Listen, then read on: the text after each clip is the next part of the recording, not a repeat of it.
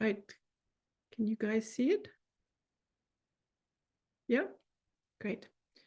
So that was the topic for this masterclass is about leadership and the capacity to lead with high sensitivity, which, many people in the so-called outside world will say, oh, that's not possible because, the nervous system can't do it and so on. And it's my opinion that actually there's a huge opportunity in that rather than seeing it as a problem. Just a quick overview. We're going to do an exercise, and I called it, for the moment, I called it the who exercise, in the sense of who are you? And you will see as we go along that I have a special take on high sensitivity and what is helpful to actually look out for. So we'll do that first in order for you to sort of understand that this is about being and feeling more than thinking, because, I will sort of present a lot of theory, but this is really about applying what I say, if you like, apply it, to yourself and ruminate on it and play around with it. So that's why we're going to start with that. And then I'm going to explain why I think that highly sensitive people are actually the missing link in our society, and that we need to step up and fulfill our role if we want our society to heal, or even the planet to heal, if you want to take a really big approach. Then I'm going to talk about myself just a little bit to give you, a bit who I am. And then I will talk about HSP leadership, and then how you can, if you feel the pull to it, how you can actually achieve it from a place of victim or of fear. So I'll share a bit, the process that I offer and what I think is helpful to step into that potential. Right. So I hope everybody had the chance to grab pencil and paper. I'm sorry I didn't. I didn't say that before. I just thought of it today. And I would like you to jot down just intuitively, what do you really value deeply in your heart space? Do you have a vision how this world could be better? What's really important to you? Sort of what makes you tick?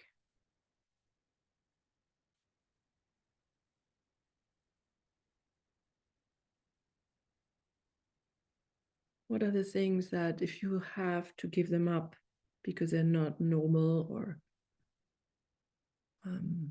not in a way that things are normally done, you suppress them, but they're there? What are these things that if you live without them, you're not who you are?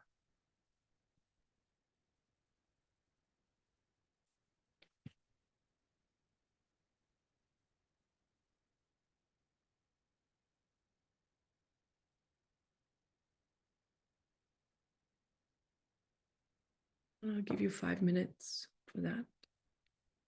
And if you need more, then just let me know.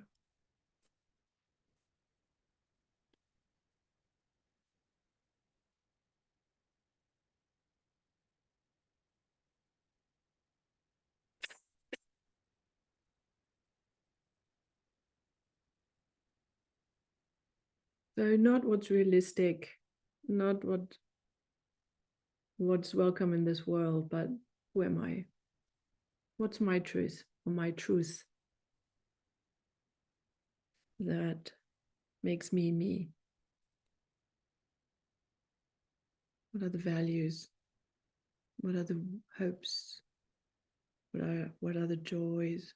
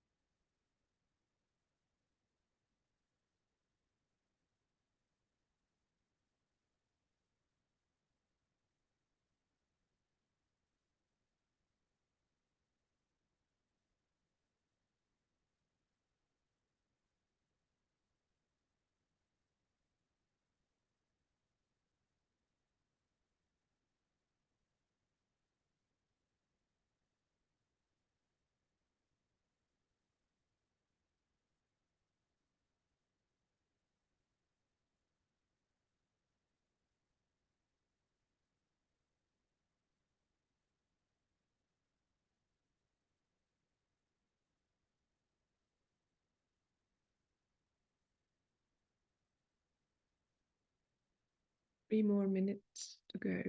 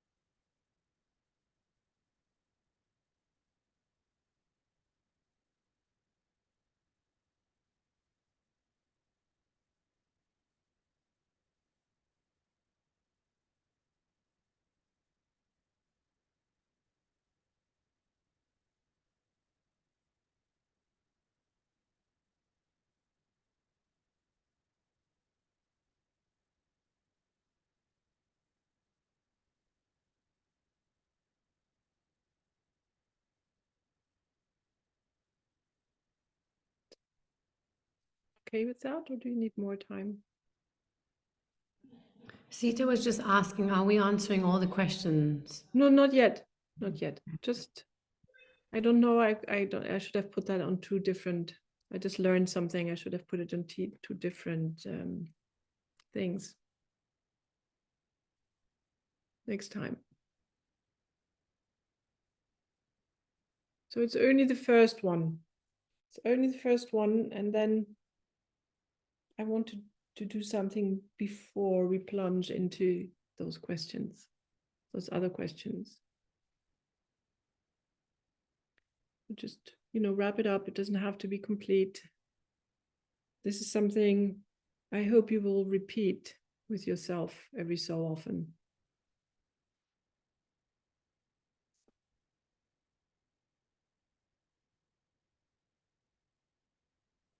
And just give me a sign when you're done. Thanks, Jennifer. Thanks, Gael.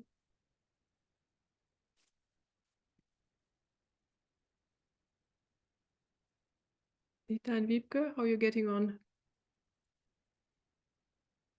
And Philip? Yeah? Okay. So I would like you to put your feet on the floor and sit up straight, whether you're on a sofa or something else, just sit at the edge of the sofa so that you can sit up more or less straight, and then find your navel and then elongate up and down, just stretch up and down from your navel as if you were just pulling up from the inside in the middle of your body, so that you can feel your center. Yeah. And if you do that, it actually leaves your torso free to breathe. And take a hand, if you like, you can either left or right, you can put it on your heart or on your solar plexus or in your belly, whatever you want to. Just for a moment, connect with what you wrote. Acknowledge that that is part of you. You can close your eyes or you can keep them open. Just for a brief moment, come out of the day and the masterclass and connect with yourself. That's me. That's important to me. This is what I value. And keep breathing as much as possible. For some people, that is very stressful. For others, it's not. So there's no judgment here. It's just whatever works.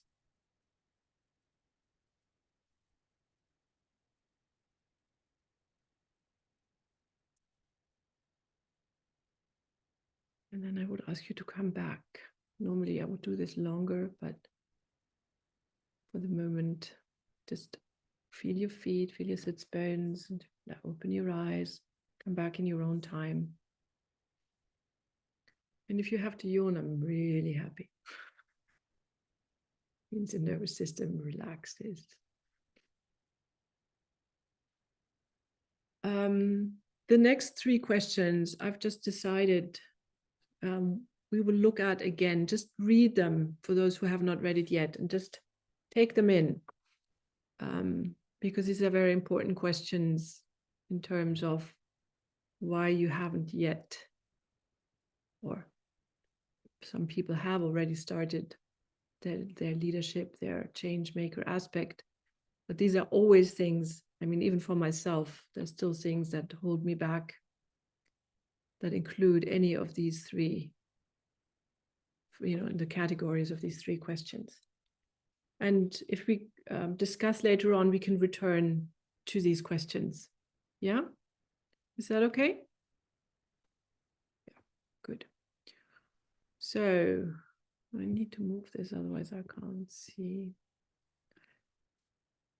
I believe that we are actually, like I said, we are the missing link. Yeah, and that the potential that we keep looking for in terms of that needs to be done. Why haven't people looked there? This would be so important to develop. Why do people keep hitting the same problems? Because they're not able to, they're always thinking closed systems.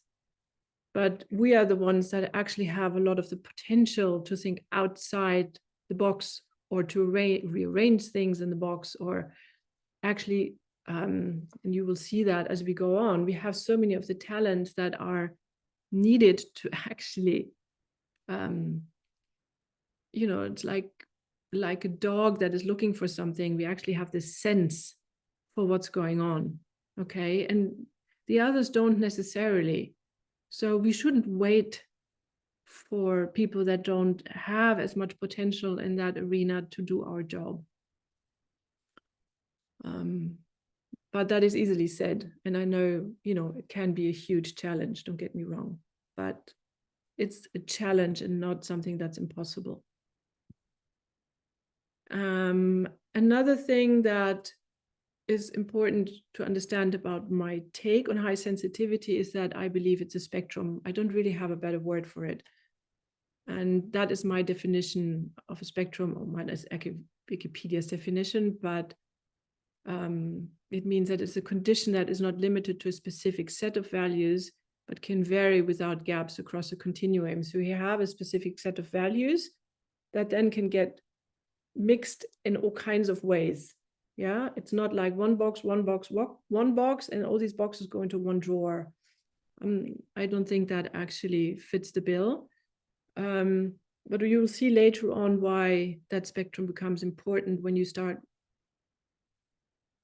answering the questions that I posed you at the very beginning. So that is my take at the moment of the HSP neurodiversity spectrum. So you have, if you like, the straightforward high sensitivity, which is, about overwhelm. It's about emotional, ups and downs, and feeling other people's emotions, and empathy, and sensitivities to all kinds of things, and then the depths of processing. But the more I work with highly sensitive people, the more I realize that some of them, yes, they're empathic, but they are not deeply empathic. And then there are ones that almost seem to be more of an empath than a highly sensitive person, but they carry both aspects. So they actually have to navigate even more of that trait of empathy than, for lack of a better word, a normal highly sensitive person, meaning they have 2 things as a challenge in our society. Then you have that question, most HSPs are introverts, but not all of them. Some are extroverts, and some are mixed types. And that has an effect on how you communicate with the world, and how much, or how you deal with overwhelm, or maybe also which kind of overwhelm you have or you don't have. So there's lots of data that, we would need to actually collect to see whether my hypothesis here actually holds. Then you have highly sensitive people that have a very high IQ, or have some other kind of potential that is above the, let's say, the norm. which is another challenge, but it's a challenge that is separate from the high sensitivity. It's something that adds on top of not being understood, of being different. Yeah, but it's a different mix of challenge than for somebody who's highly sensitive and very, very empathic, but doesn't have an IQ of 145 or whatever. Yeah. Then there's that aspect that is so important to me, and that is a change maker aspect. Not every highly sensitive person, even if they, as a trait, perceive something's off here, actually wants to actively change something about it. It's a different desire. It's a different expression of it. It demands something else. If you are willing to step into a role of leadership and saying, I'm going to do something about this, you again face a different kind of challenge as somebody who just realizes that something is off, or somebody who then looks for a community or a network of people to support a change maker. Yeah.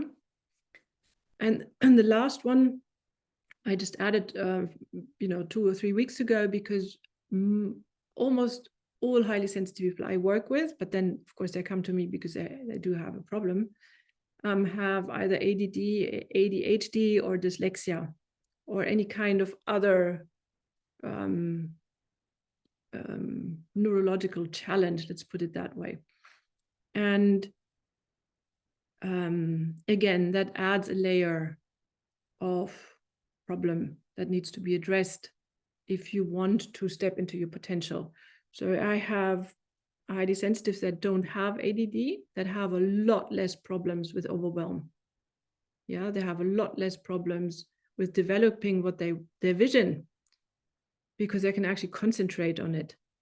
Yeah, that's why I came up with this spectrum, so that I can understand my clients better and they can understand their own makeup better.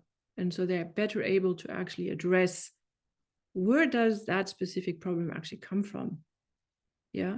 So if I have ADD, probably due to very early childhood trauma, I need to work on that before I can actually work on the overwhelm thing of the high sensitivity, because otherwise I'm always sort of digging at the wrong end of the problem.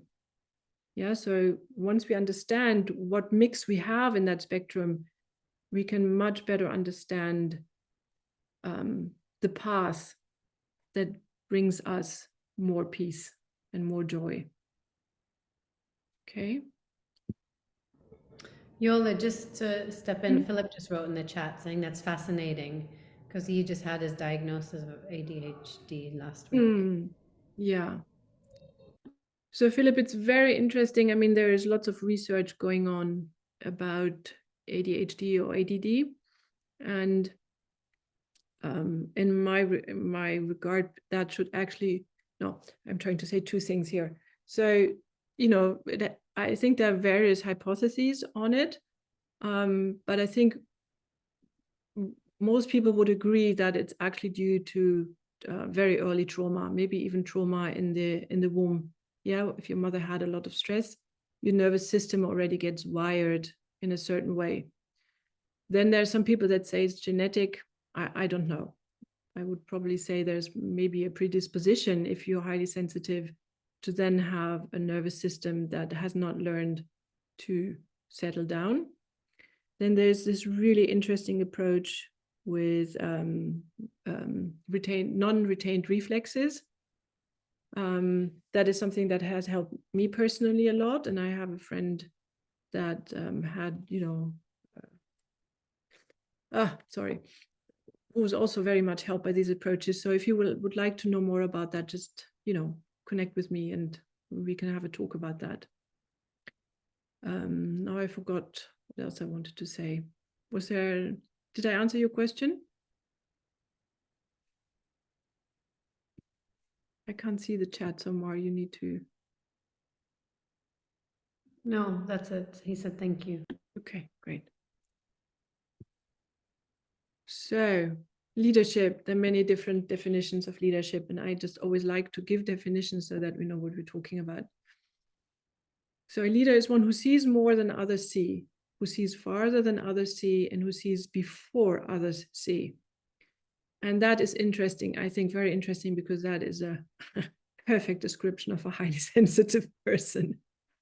Okay? As a rule, we see more, we understand quicker than other people do what kind of consequences that has, and we can actually extrapolate what's going to happen if we stay on that path.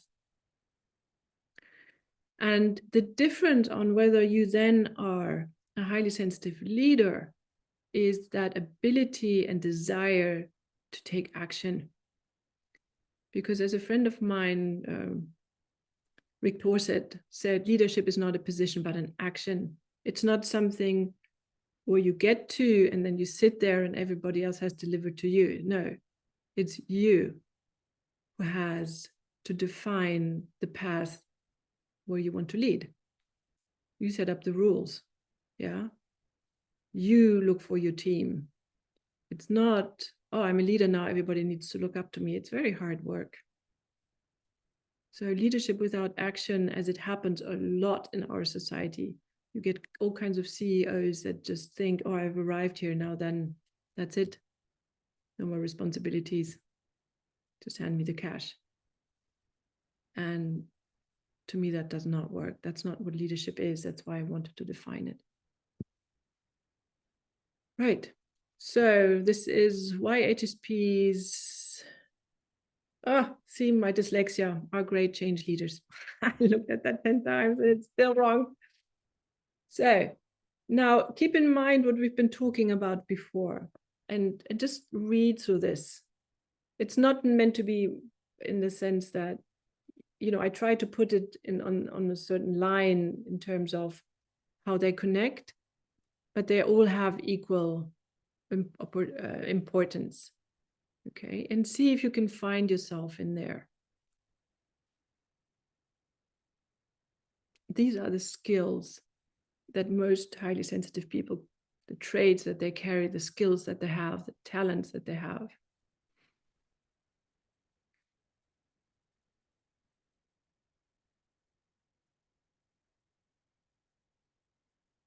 So it's a different kind. If you then take this and you connect it with my definition of leadership, you can see why I think that we are the missing link. Because the way we function is so different to the leadership that we see all around us, still see all around us. There's change. There's definitely change. And I also want to stress here that I'm not wanting to create just a new silo. It's like HSPs against the others. Or we HSPs are so much better. This is not what my take is about.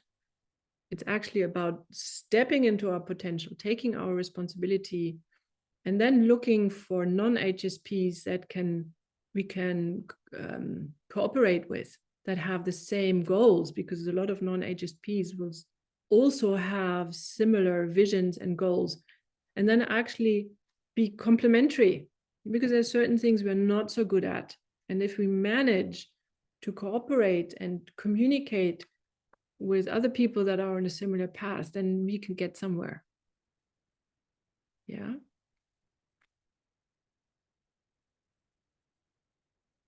So this ability to connect dots, to value authenticity, to hold space for others, that's what our empathy is for. It's not for just scanning other people's emotions in order to be safe. It's actually there that we can hold space for ourselves and others. This compassion is not meant to put us in a victim place. It's meant for us to actually really cooperate and build community. Sita also wrote, also to support other HSPs and create community for them. Definitely, definitely. And that's what I'm doing. Yeah, I'm trying to lead in that arena. But I want to say, because it's so important to me, not to create a silo, us versus them, because I see that in the HSP community, and I don't think it's useful. That's my personal opinion. And I think we have enough silos as it is. So the steps of processing these insight, fresh insights, discernment, our ability to actually learn from our mistakes, which is also a form of leadership, right? Not just saying I'm the leader and you've got to eat dirt if I say you got to eat dirt. Yeah, I never make mistakes, or that feeling that as a leader, you're not allowed to make mistakes. Yeah, it's that ability to grow and evolve and transform, which we all need if we want to be change makers, because that's the reality. None of us gets it right all the time. And that's where, you know, a group of highly sensitive that really enjoy complex thinking, systems thinking, that want to cooperate, they can go down incredible rabbit holes and come out with incredible insights because they have so much fun. I mean, you know, I can have so much fun with other HSPs that have that, you know, high potential intelligence, and then just say, let's just, you know, see what happens if. And that's how you create change. That's how you create change joyfully with other people, rather than, you know, just pushing numbers and creating yet another chart. Yeah. And then that visionary part of that, we have these antennas for what's going on between people, what's going on in situations, what's wrong. But we also have antennas, visionary antennas of where could this go? That would be so much better for the world, for our community, not just for ourselves. Okay. And then we have this ability to really listen. I don't know if you notice that when you sit around, you hang around with other HSPs, there's a lot less going on. I want to talk, I want to talk, I want to talk. But, you know, you have this actively listening to each other, actually wanting to know what's going on the other side. Okay. So I hope that gives you an idea of how I came up with that idea that we can be very, very good leaders if we dare to be. I think that's very important. Just get over that other that imprint of hundreds and hundreds of years of that's what a leader is supposed to be like: aggressive, assertive, loud, taking lots of space, and certainly not listening to anyone. I mean, I'm making it extreme, but I think you know what I'm getting at. So this is the how. I need to move you around so I can see. So of course, because I'm a coach and a shrink, I see the healing of trauma as the really first step. And oh yeah, I forgot to talk about myself. So you'll get it now. You know, in my origin story at the beginning, there is, you know, I always had this very, very early on, this nagging fear and feeling that there was something wrong and unacceptable about me. Now, I grew up in a multicultural family, and we lived in a very small place in the countryside, and a lot of the people in that village worked for my dad, so that was very difficult to begin with. So I was the odd one out anyway. And when I went to the first years of school, I went, you know, in the village school, and I was mobbed for years. Yeah, severely mobbed. I mean, even with physical assault. And that really left my nervous system very early on with a lot of imprint of not being able to cope. Yeah. And the older I got, the more added on top of that, because wherever I went, I tried not to be the odd one out. And the more I tried, the more, of course, I was. Now, in my case, it was also that I was very gifted in many ways. And that was a huge problem, because I tended to end up in situations where people would ask me to make myself smaller. Okay? Don't be so creative. Don't be so intelligent. don't be so interested, don't, okay? Because otherwise we'll exclude you. So in my teen years, there was, in terms of the questions I asked at the very beginning, there was very little left of me. And I had to cope with panic attacks and all kinds of nervous system disorders that, you know, at that time they would just pop a pill and say, you know, just, you know, get on with your life, basically. And for me now, in hindsight, the interesting thing is that when I entered college, I went into college in the States. I didn't want to study in Germany. I had professors that actually wanted to support me and liked me. And then it was me who said, no way, no, I'm not going there. Yeah, like you have that in school very often with highly gifted children, that they will actually negate their intelligence or their creativity. Yeah, they will pretend to be stupid or non-performing, just in order to be able to deal with the trauma. And it was much, much later in my life, when I did my master's degree in music therapy, that the professor that we had the group therapy with, he asked me at some point, he said, I would really like to know, why do you not ask yourself, do I like that other person? Rather than always asking, does that person like me? And that was a huge shift for me. Because I was like, wow, I have a choice. There is a choice. I can actually, in a group, say, even if it's just to myself, I don't need to engage with that person. I don't like that person. I don't need to people please. I don't need to try and fit in. And from that point on, I started to look for methods to heal my nervous system, because that, I understood, is actually the basis for any other change. As long as my nervous system was so compromised that I would have a panic attack every day, there was no way I could actually develop the vision I had. And so I started looking for methods. I started trying things out, always knowing that it had to be an embodied way of doing it. Finding out about the newest neuroscience about how does the brain work, how does the brain and body work, and all these kinds of things. I don't want to go into it too deep. And then I came up with this integral method that I now use to work with my clients, and that I used with myself. So that's how I come to the conclusion that healing that trauma in your body, recalibrating your nervous system, welcoming your deep emotions, clearing your limiting beliefs, and learn about energy hygiene. So now I live in a universe where I think we are electromagnetic beings. And I also happen to think that we are, you know, spirits in a body. But you don't actually need to believe in these things to clear your stuff. That is just my world. What you have to understand, though, is that these antennas that we have work with the energy body.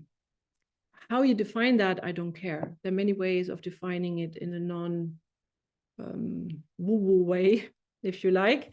But the easiest way to describe how we actually pick up things is through atmospheres and the energy body. So to understand that is a huge part of the healing, because we step out of this idea that it is actually something that is not working, that is wrong in our nervous system. And it's actually quite the contrary. We have an extra skill because we have less filters to deal with, and because we have this eerie ability to read situations, read people. Some of us, you know, read all kinds of things. And we find it very hard to talk about these things with other people that are not HSPs, because we are so afraid that think that, you know, we are mad, something wrong with us. So there's lots of things to understand and heal and come to terms with. And just like I did at that point when that professor told me that is to begin to take my power back to myself. To say, just simply because other people don't have that antenna doesn't mean there's something wrong with me. I could just say, they're missing something. Yeah. And that is the very first step of saying, this is me. And again, maybe now you understand why I asked all these questions at the beginning and why they're so important in terms of building center, of building a core. Right. The other things are, the next step is then actually look at your gifts and talents. That's where the HSP spectrum comes in when I work with people, is to say, who are you actually? What kind of HSP are you? What else are you? Are you a singer? Are you a musician? Are you a painter? Are you really good at math? Are you a wonderful doctor? Whatever else is in there, because we are not just highly sensitive, we're all kinds of other things as well. And then this very important question, am I called to leadership or am I not? So some of my clients, when they then understand they're not called to leadership, they're really bummed. And again, they feel like something's wrong with me, which is not my way of seeing it, because, if you're a leader, you need to actually have people that want to follow you, that understand you, and they're just as important as the leader, because the leader who doesn't have anybody to lead doesn't get very far. So again, it's community. It's not one better or worse than the other. It's just who has that gift and that desire and that energy, that stamina to actually lead change in our world. And then the third aspect of healing is building networks and community, just like we're doing now. Yeah, because again, if you lead, you need to lead somebody somewhere. And that always involves communities, it always involves networks. And then if we have that, we finally find that support that was missing in our childhood or in other parts of our lives where we felt like the odd one out, like the square peg in the round hole. We find that it gives us incredible ways of, again, relaxing the nervous system, because we're finally not alone. Right. So thank you for listening. And if you want to, you can, I think you all have my email address and it's here. I have just come up with self-assessment test. What kind of HSP are you? And if you want to, I can of course send it to you, and then we can evaluate the results. And I offer 3 participants, any 3 of you, a free 30-minute session on Zoom, or whoever will listen to the recording, to discuss or, have time for questions that you might have after this masterclass. So, right, we're back to this. Take another look at it, and then we have, about 15 minutes for discussion, if you like. I can also leave that up if you want to. Just let me know.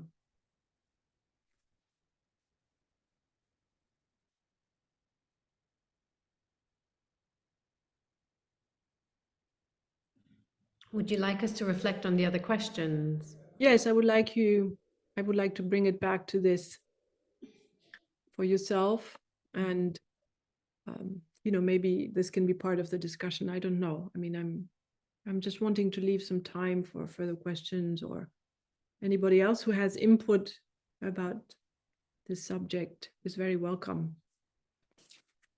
I'm not pretending I'm the only one who knows about this.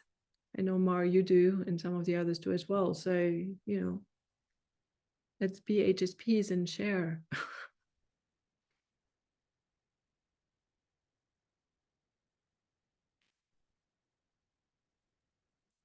So to me, these questions are essential questions any change leader should ask him or herself.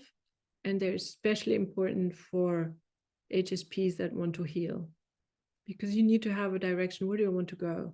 You need to have some sort of idea of who you are and what's important to you in order to actually even want to heal. because healing is not about fixing problems, it's about creating opportunities. We can fix problems until we die or are blue in the face and nothing will change, if that's our attitude, because there's always something to fix. That's why when I work with people, I work on opportunities. I'll share. Huh? I said I'll share something. Yeah, I'll just I stop. mean, you said a few things, but actually the overarching thing to me that is most important is the freedom to be in authentic self-expression. And there's a whole lot of directions I could go with that, but that's the core of it. Mm.